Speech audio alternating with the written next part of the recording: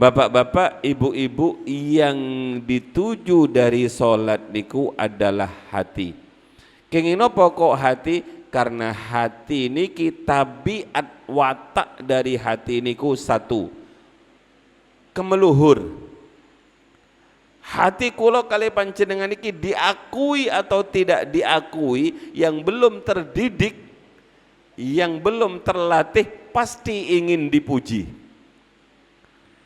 Yang kedua, pasti merendahkan orang lain.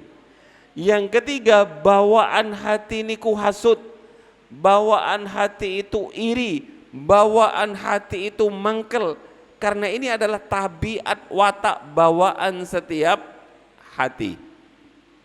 Lah hadirin yang dirahmati oleh Allah, niku adalah watak bawaan.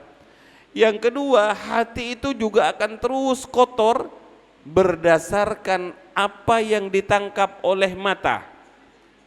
Melihat orang lebih ganteng,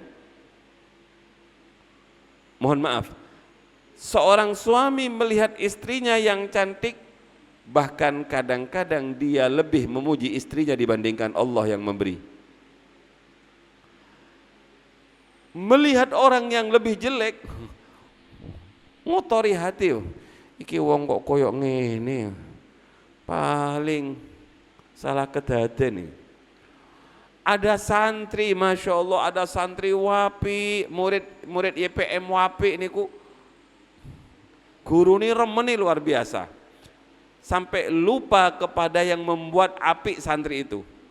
Tapi kalau melihat murid YPM niku, masya Allah, ngoten nggudo niku, ngotori hati, iki paling bapak ibu dulu gak pakai bismillah ini. Blek tadi ini koyok ngene, kotor lagi. Artinya hati ini adalah tempat, sebagaimana yang disampaikan, hati itu seperti cermin yang ada di tengah halaman. Dia setiap hari pasti akan kena debu yang menempel kepada cermin itu. Lah sholat kita yang kita lakukan itulah yang akan membersihkan kotoran-kotoran dosa di dalam hati.